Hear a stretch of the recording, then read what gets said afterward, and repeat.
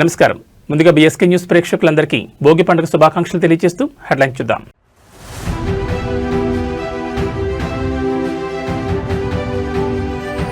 తెలుగు రాష్ట్రాల్లో సంక్రాంతి సందడి, అంబరానంటిన భోగి సంబరాలు.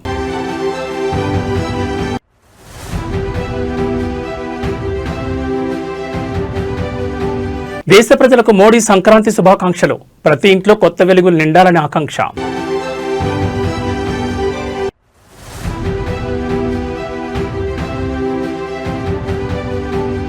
తెలంగాణ మున్సిపల్ ఎన్నికలు, తుది ఓటర్ల జాబితా విడుదల చేసిన ఈసీ.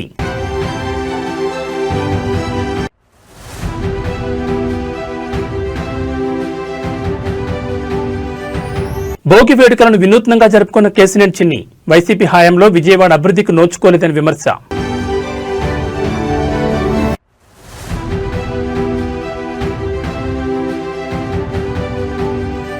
బోర్డర్లో పాక్ డ్రోన్ల కలకలం, బోర్డర్ వెంబడి తనిఖీ చేపట్టిన సోల్జర్లు.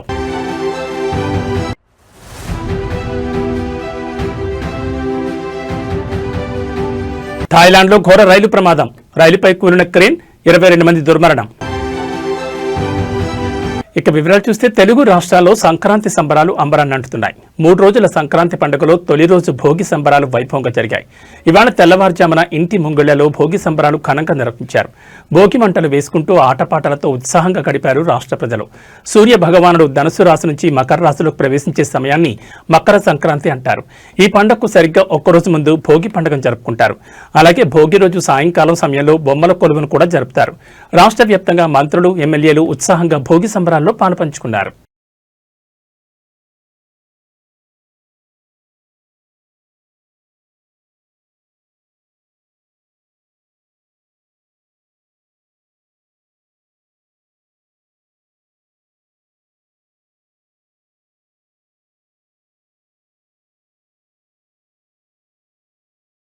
ఈ సంక్రాంతికి ప్రతి ఇంట్లో కొత్త వెలుగులు నిండాలని ప్రధాని మోడీ ఆకాంక్షించారు. సంక్రాంతిని పురస్కరించుకుని దేశ ప్రజలకు మోడీ శుభాకాంక్షలు తెలిపారు. మంగళకరమైన ఈ సంక్రాంతి పండుగ వేళ మీకు, మీ కుటుంబ సభ్యులకు నా హృదయపూర్వక శుభాకాంక్షలు తెలియజేస్తున్నానని పోస్ట్ చేశారు. సూర్యుడి గమనంలో వచ్చే మార్పు కొత్త వెలుగులకు ఎలా నాంది పలుకుతుందో ఈ సంక్రాంతి మీ జీవితాల్లో కూడా సరికొత్త ఆశయాలను, ఉన్నతమైన లక్ష్యాలను నింపాలని కోరుకుంటున్నాను. ఈ పండుగ మన దేశవ్యాప్తంగా వివిధ పేర్లతో, రకరకాల సంప్రదాయాలతో జరుపుకుంటారు. మనందరినీ కలిపి ఉంచే ఆత్మీయత, మనం పంచుకునే ఆనందం మాత్రం ఒక్కటే.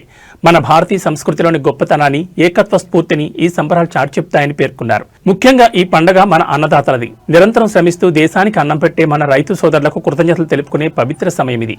వారి శ్రమలో భాగస్వామ్యం పంచుకుంటూ సమాజాన్ని సుభిక్షం చేసుకోవడం మనందరి బాధ్యత.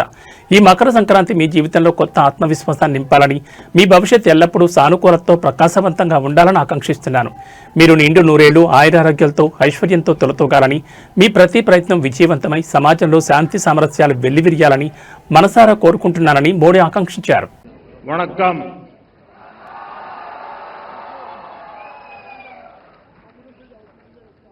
ఇనియ పొంగల్ नड़वातकल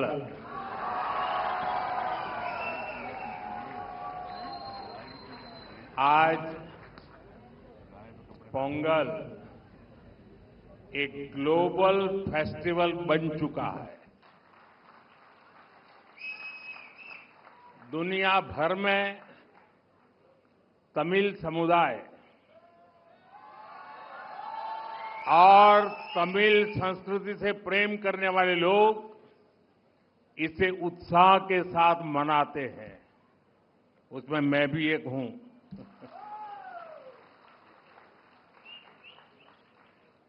इस विशेष पर्व को आप सभी के साथ मनाना मेरे लिए सौभाग्य की बात है। हमारे तमिल जीवन में पोंगल एक सुखद अनुभूति की तरह है। इसमें अन्नदाता की मेहनत, धरती और सूर्य के प्रति आभार का भाव है। साथ ही ये पर्व हमें प्रकृति, परिवार और समाज में संतुलन बनाने का रास्ता दिखाता है। इस समय देश के अलग अलग हिस्सों में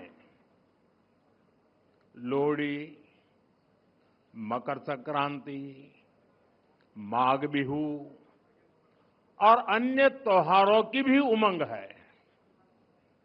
मैं भारत और दुनिया भर में रहने वाले सभी तमिल भाई बहनों को पोंगल की और सभी पर्वों की बहुत बहुत शुभकामनाएं देता हूं।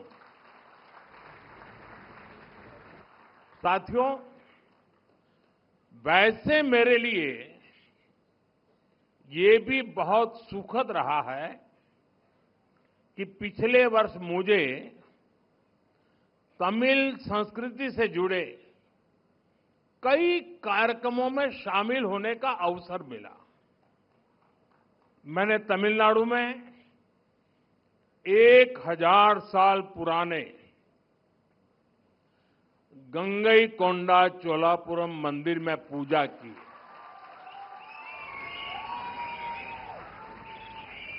वाराणसी में काशी तमिल संगमम के दौरान सांस्कृतिक एकता की ऊर्जा को पल पल उसके साथ जहां भी रहा मैं जुड़ा रहा, मैंने उसे महसूस किया। जब मैं पंबन ब्रिज के लोकार्पण के लिए रामेश्वरम गया था तो तमिल इतिहास की महानता का తెలంగాణ రాష్ట్రంలో త్వరలో మున్సిపల్ ఎన్నికలు జరగనున్న నేపథ్యంలో రాష్ట్ర ఎన్నికల సంఘం తుది ఓటర్ల జాబితాను ప్రకటించింది. ఎన్నికలు జరగనున్న మున్సిపాలిటీలు, కార్పొరేషన్లలో మొత్తం 52,43,023 మంది ఓటర్లు ఉన్నట్లు వెల్లడించింది. వీరిలో 25,62,369 మంది పురుష ఓటర్లు, 26,08,014 మంది మహిళా ఓటర్లు, 640 మంది ట్రాన్స్జెండర్ల ఓటర్లు ఉన్నారు. మున్సిపల్ ఎన్నికల్లో పురుషుల కంటే మహిళా ఓటర్లు అధికంగా ఉన్నారు. నిజామాబాద్ కార్పొరేషన్లో అత్యధికంగా 3,48,051 మంది ఓటర్లు ఉండగా కొత్తగూడెంలో అత్యల్పంగా 134,774 మంది ఓటర్లు ఉన్నారు. ఆదిలాబాద్ మున్సిపాలిటీలో అత్యధికంగా 143,655 మంది ఓటర్లు ఉండగా అమరచింత మున్సిపాలిటీలో అత్యల్పంగా 9,147 మంది ఓటర్లు ఉన్నారు. ఇదిలా ఉండగా రిజర్వేషన్లు ఖరారైన తర్వాత పట్టణ స్థానిక సంస్థల ఎన్నికల కోసం పురపాలక శాఖ నోటిఫికేషన్ విడుదల చేయనుంది.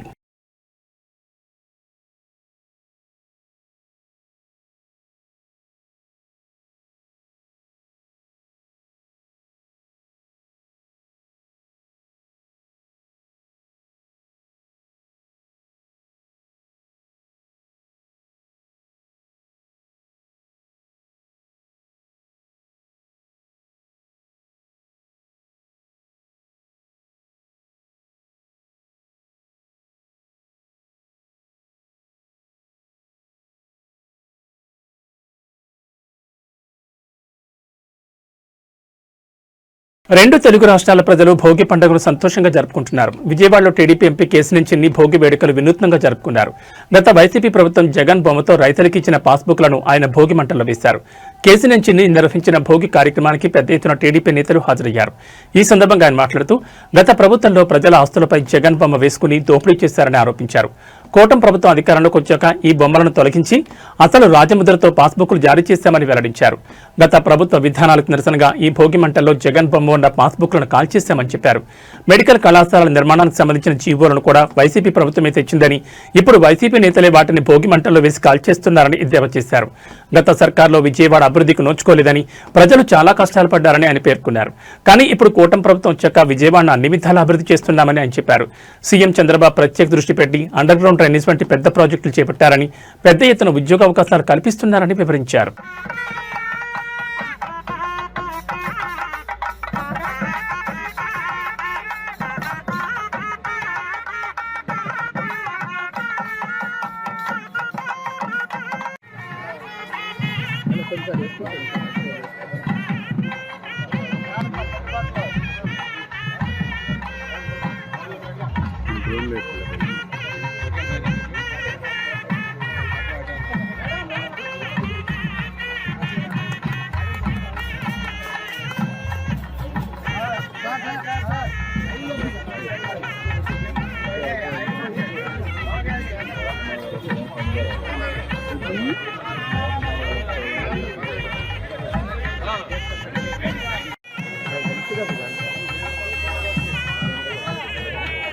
చూస్తాను.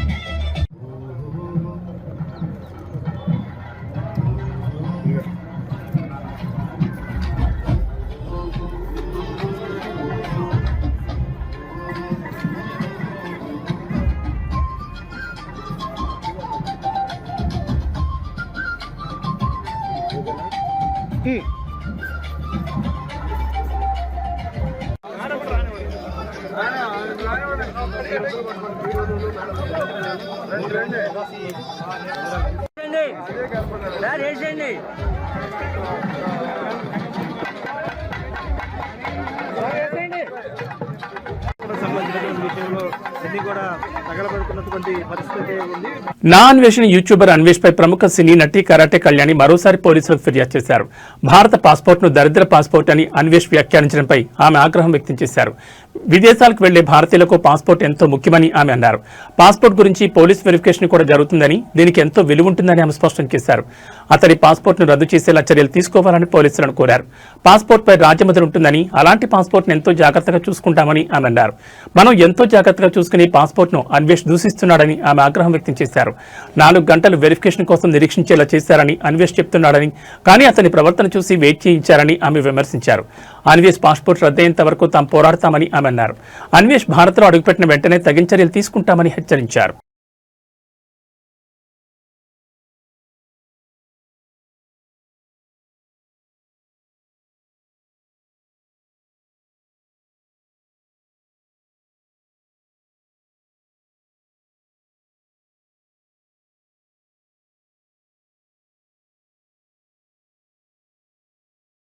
భోగి పండుగ సందర్భంగా ఏపీలోని జిల్లాలు కలకళ్లాడుతున్నాయి. తెల్లవారుజాము నుంచి భోగి మంటలతో గ్రామాలు, పట్టణాలు సందడిగా మారాయి. రంగురంగుల ముగ్గులు, గంగిరెద్దులు, హరిదాసుల కీర్తనలు, కోలాటాల స్వరాల మధ్య భోగి వేడుకల సంబరాలు అంబరాన్నంటున్నాయి. గుంటూరులో వైసీపీ నేత మాజీ మంత్రి అంబటి రాంబాబు ఆధ్వర్యంలో భోగి వేడుకలు సాగుతున్నాయి. భోగి వేడుకల్లో నాయకులు, కార్యకర్తలతో కలిసి ఆయన పాల్గొన్నారు. మధ్య మధ్యలో ఉత్సాహంగా స్టెప్పులు వేసి అందరినీ ఆనందపరిచారు. తిరుపతిలోని మోహన్ బాబు యూనివర్సిటీలో కూడా భోగి సంబరాలు ఘనంగా జరిగాయి. ఈ వేడుకల్లో మోహన్ బాబు కుటుంబ సమేతంగా పాల్గొన్నారు. తండ్రితో కలిసి హీరో మంచు విష్ణు భోగి మంటలు వేశారు. సంప్రదాయబద్ధంగా వేడుకలు నిర్వహిస్తూ మన తెలుగు సంప్రదాయాలను కాపాడుకోవాలని ఈ సందర్భంగా మోహన్ బాబు పిలుపునిచ్చారు. యూనివర్సిటీ ప్రాంగణం మొత్తం పండగ కళలతో వెల్లివిరిసింది.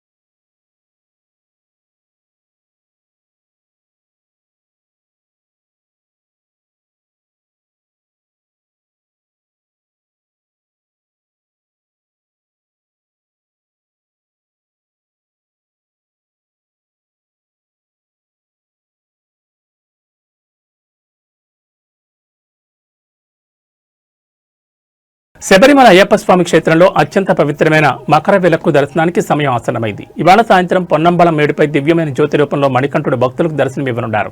ఈ అద్భుత ఘట్టాన్ని కనులారా వీక్షించేందుకు దేశవ్యాప్తంగా లక్షలాది మంది భక్తులు శబరిమలకు పోటెత్తారు. నేడు మధ్యాహ్నం 3:13 మకర సంక్రాంతి పుణ్యకాలం ప్రారంభం కానుంది. ఈ సమయంలో స్వామివారికి ప్రత్యేక అభిషేకాలు నిర్వహించనున్నారు. పందలం రాజప్రసాదం నుంచి బయలుదేరిన స్వామివారి పవిత్ర ఆభరణాలు నేడు సాయంత్రం సన్నిధికి చేరుకుంటాయి. ఈ ఆభరణాలను అయ్యప్ప స్వామికి అలంకరించి మహాదీపారాధన నిర్వహిస్తారు. సాయంత్రం దీపారాధన అనంతరం పొన్నంబల మేడుకొండపై మకర జ్యోతి 3 సార్లు దర్శనమిస్తుంది. సాయంత్రం సుమారు 6:30 నుంచి 6:45 మధ్య ఈ అద్భుత దృశ్యం ఆవిష్కృతం కానుంది. కేరళ సర్కార్ భారీ ఏర్పాట్లు చేసింది. మకర జ్యోతి దర్శనం సందర్భంగా సన్నిధానం, పంబా హిల్ టాప్ వంటి ప్రాంతాల్లో భక్తులు కిక్కిరిసిపోయారు. దీంతో కేరళ ప్రభుత్వం ట్రావెన్కోర్ దేవస్థానం బోర్డు అందుకు తగినట్లుగా ఏర్పాట్లు చేసింది. జ్యోతి స్పష్టంగా కనిపించే 9 ప్రధాన ప్రాంతాల్లో భక్తుల కోసం భారీకేడ్లు, త్రాగునీరు, వైద్య సదుపాయాలు కల్పించారు. సుమారు 2,000 మందికి పైగా అదనపు పోలీస్ సిబ్బంది బందోబస్తులో మోహరించారు. ఆలయంలో రద్దీ దృష్ట్యా నేడు ఉదయం 10 గంటల తర్వాత పంబ నుంచి సన్నిధానానికి భక్తులను అనుమతించడం లేదని ఆలయ సిబ్బంది పేర్కొన్నారు.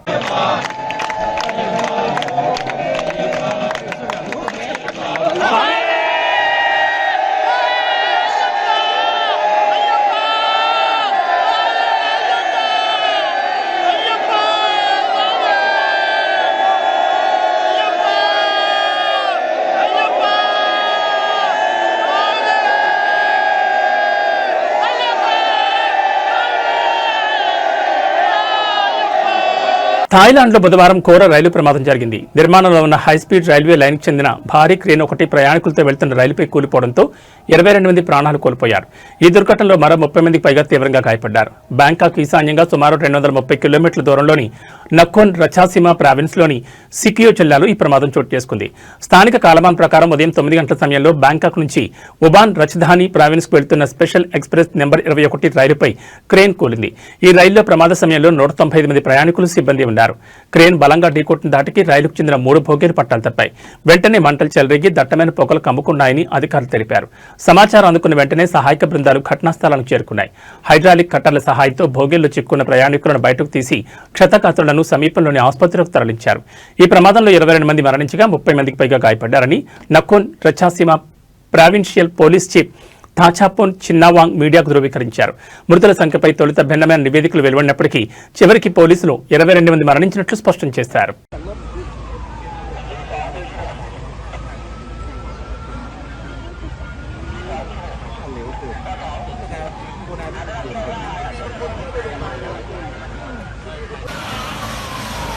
วอสิตแล้วยังติดในรถอีกหลายรายยังอยู่ในวอกกี้อีกหลายรายโครงสร้างทั้งหมดไม่เสถียร పాకిస్తాన్ మరోసారి కవ్వింపు చర్యలకు పాల్పడుతోంది. భారత సరిహద్దులోకి డ్రోన్లను పంపిస్తోంది. మంగళవారం జమ్మూ కశ్మీర్లోని రాజౌరి జిల్లాలో నియంత్రణ రేఖ సమీపంలో డ్రోన్లను గుర్తించినట్లు సైన్యం పేర్కొంది. బోర్డర్ దాటి వచ్చిన పాక్ డ్రోన్లపై కాల్పులు జరిపినట్టు తెలిపింది. అంతలోనే అవి మాయమయ్యాయని ఓ ప్రకటనలో తెలిపింది. గడిచిన 48 గంటల్లోని పాక్ డ్రోన్లు మన సరిహద్దులోకి రావడం ఇది రెండోసారని సైనికాధికారులు తెలిపారు. రాత్రి 7:30 గంటల ప్రాంతంలో రాజౌరి జిల్లాలోని దుంగాగాలా ప్రాంతంలో పాక్ డ్రోన్లను గుర్తించినట్లు చెప్పారు. పాక్ ఆక్రమిత కాశ్మీర్ నుంచి వచ్చిన ఈ డ్రోన్లపై కాల్పులు జరపగా వెంటనే వెనక్కి వెళ్లిపోయాయని వివరించారు. కాగా ఈ డ్రోన్ల ద్వారా మాదక ద్రవ్యాల రవాణా కానీ, అక్రమ ఆయుధాల వ్యాపారం కానీ జరుగుతుందనే అనుమానాలు వ్యక్తమవుతున్నాయి. ఈ నేపథ్యంలో డ్రోన్ల కదలికలు గుర్తించిన ప్రాంతంతో పాటు చుట్టుపక్కల ప్రాంతాల్లో సైన్యం తనిఖీలు చేపట్టింది. డ్రోన్ల ద్వారా ఏవైనా ప్యాకెట్లు జారవిడిచి ఉంటే అవకాశం ఉందని అధికారులు అనుమానిస్తున్నారు.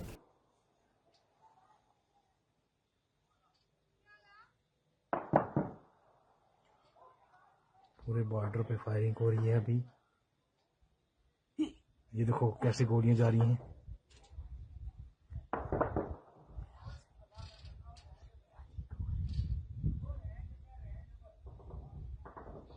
पूरा बॉर्डर जो है नौशहरा सेक्टर लंगर गांव के सीधे सामने ऊपर से गोली जा रही हैं।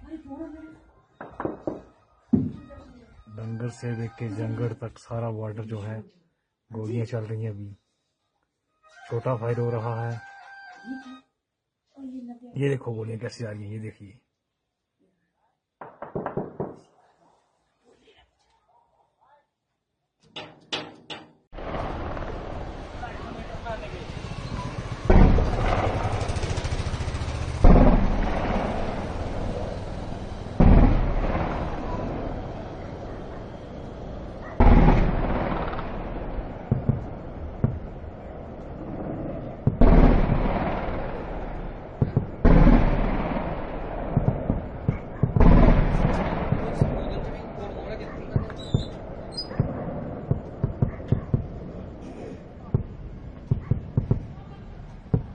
సికింద్రాబాద్లోని పరేడ్ గ్రౌండ్స్ వేదికగా అంతర్జాతీయ కైట్ అండ్ స్వీట్ ఫెస్టివల్ 2026 ప్రారంభమైంది. రంగురంగుల పతంగులతో భాగ్యనగర ఆకాశం ఒక అద్భుతమైన కాన్వాస్లా మారిపోయింది.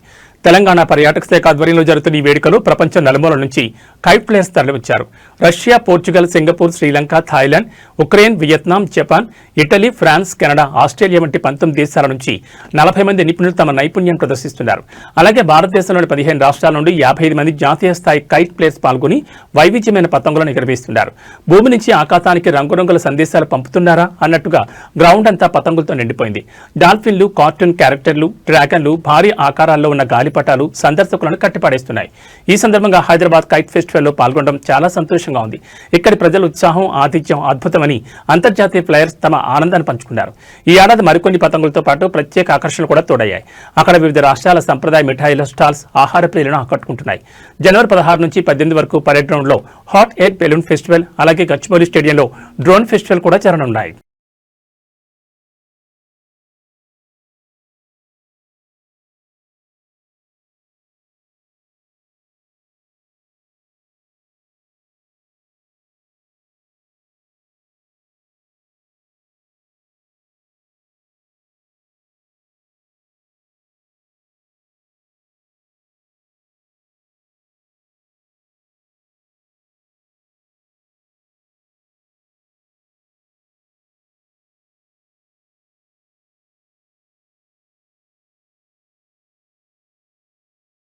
హైదరాబాద్ లో మరోసారి భారీ అగ్ని ప్రమాదం కలకలం రేపింది. మంగళవారం రాత్రి కుక్కట్పల్లి రాజీవ్ గాంధీ నగర్లోని ఓ గ్యాస్ రీఫిల్లింగ్ సెంటర్లో ఒక్కసారిగా మంటలు చెలరేగాయి. గ్యాస్ రీఫిల్లింగ్ జరుగుతున్న సమయంలో గ్యాస్ లీక్ కావడంతో ఈ ప్రమాదం చోటు చేసుకుంది. ఘటన విషయం తెలుసుకున్న వెంటనే పోలీసులు, అగ్నిమాపక సిబ్బంది హుటాహుటిన ఘటనా స్థలానికి చేరుకున్నారు. ఫైర్ ఇంజన్ల సహాయంతో మంటలను అదుపులోకి తీసుకొచ్చేందుకు అగ్నిమాపక సిబ్బంది తీవ్రంగా శ్రమించారు. మంటలు ఒక్కసారిగా ఉవ్వెత్తున ఎగిసిపడడంతో పరిసర ప్రాంతాల్లో తీవ్ర భయాందోళన నెలకొంది. ముందస్తు జాగ్రత్త చర్యల్లో భాగంగా గ్యాస్ రీఫిల్లింగ్ సెంటర్ సమీపంలోని ప్రజలను అధికారులు వెంటనే ఖాళీ చేయించారు. ఈ ఘటనలో ప్రాణాపాయం తప్పినట్లు అధికారులు తెలిపారు. అయితే ఆస్తి నష్టం ఎంత మేరకు జరిగింది అనే పూర్తి వివరాలు ఇంకా తెలియాల్సి ఉంది. ప్రమాదానికి గల అసలు కారణాలపై పోలీసులు దర్యాప్తు ప్రారంభించారు. భద్రతా ప్రమాణాలు పాటించారా లేదా, గ్యాస్ లీక్ ఎలా జరిగింది అనే అంశాలపై ఆరా తీస్తున్నారు. ఘటనకు సంబంధించి పూర్తి సమాచారం దర్యాప్తు అనంతరం వెల్లడయ్యే అవకాశం ఉంది.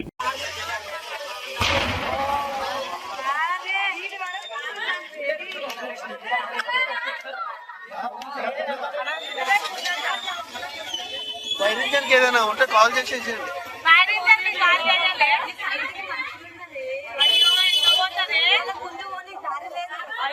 ఉన్నారా పబ్లిక్? అరే కేసు ఇక్కడ వచ్చిన అయిపోతుంది.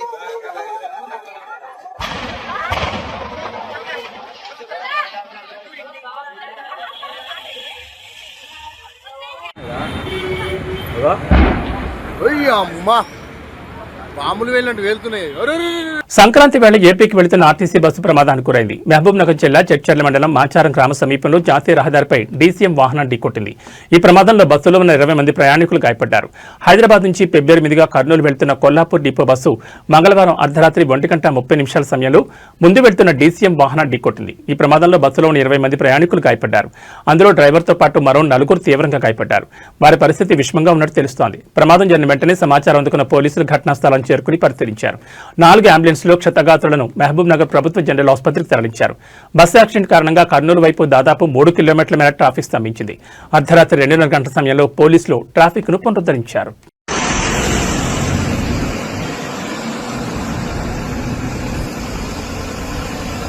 ప్రపంచంలోనే అతిపెద్ద గిరిజన పండుగ అయిన మేడారం సమ్మక్క సారలమ్మ మహాజాతరను కుంభమేళ తరహాలో అత్యంత వైభవంగా నిర్వహించేందుకు తెలంగాణ ప్రభుత్వం భారీ ఏర్పాట్లు చేస్తోంది. ఈ నెల 28 నుంచి 30 వరకు జరిగే ఈ జాతరకు సుమారు 3 కోట్ల మంది భక్తులు హాజరవుతున్నారని అంచనా వేస్తున్నారు. ఈ నేపథ్యంలో మంగళవారం సచివాలయంలో మంత్రులు సీతక్క, అడ్లూరు లక్ష్మణ్ కుమార్, ప్రభుత్వ ప్రధాన కార్యదర్శి కె రామకృష్ణారావుతో ఉన్నత స్థాయి సమీక్ష నిర్వహించారు. గతంలో ఎన్నడూ లేని విధంగా సీఎం రేవంత్ రెడ్డి ఈ జాతర కోసం 251 కోట్లు మంజూరు చేశారని మంత్రులు తెలిపారు. భక్తుల రద్దీ, ట్రాఫిక్ ను పర్యవేక్షించేందుకు డ్రోన్లను ఉపయోగించాలని సీఎస్ అధికారులను ఆదేశించారు. భక్తుల సౌకర్యార్థం జాతర సమాచారం, పార్కింగ్ రూట్ మ్యాప్ వివరాలతో ప్రత్యేక మొబైల్ యాప్, క్యూఆర్ కోడ్ను అందుబాటులోకి తెచ్చినట్లు వెల్లడించారు. ఈ సందర్భంగా మంత్రులు జాతర ప్రత్యేక లోగోను ఆవిష్కరించారు. భక్తుల కోసం మై మేడారం పేరుతో ఒక వాట్సాప్ చాట్ బాట్ను కూడా ప్రారంభించారు.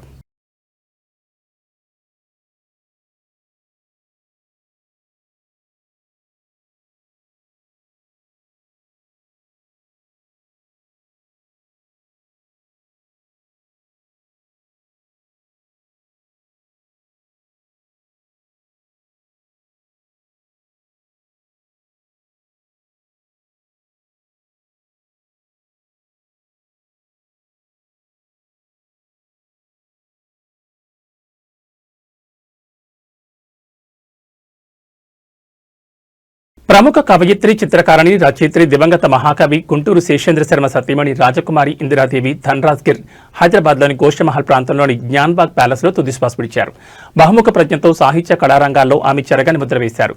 అల్లా ఇక్బాల్ గాలిబ్, అరవిందో రచనల నుంచి ప్రేరణ పొందిన ఇందిరాదేవి చిన్న వయసు నుంచి సాహిత్యం వైపు ఆకర్షితులయ్యారు.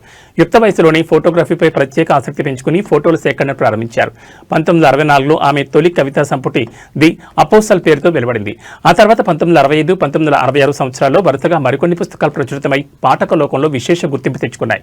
ఉమ్మడి ఆంధ్రప్రదేశ్ హిందీ అకాడమీకి తొలి అధ్యక్షురాలుగా, ఉర్దూ అకాడమీ చైర్పర్సన్గా బాధ్యతలు నిర్వర్తించి భాషా సాహిత్యాల అభివృద్ధికి విశేషంగా సేవలందించారు. సాహిత్య రంగంలో ఆమె సాధించిన విశిష్టతకు అంతర్జాతీయంగా గుర్తింపు లభించింది. 1973లో ప్రపంచ పోయిట్రీ సొసైటీ ఇంటర్ కాంటినెంటల్ అధ్యక్షుడు కృష్ణ శ్రీనివాస్ ఆమె పేరును సాహిత్యంలో నోబెల్ బహుమతికి నామినేట్ చేశారు. ఈ గౌరవాన్ని అందుకున్న తొలి భారతీయ మహిళగా రాజకుమారి ఇందిరాదేవి చరిత్రలో నిలిచారు.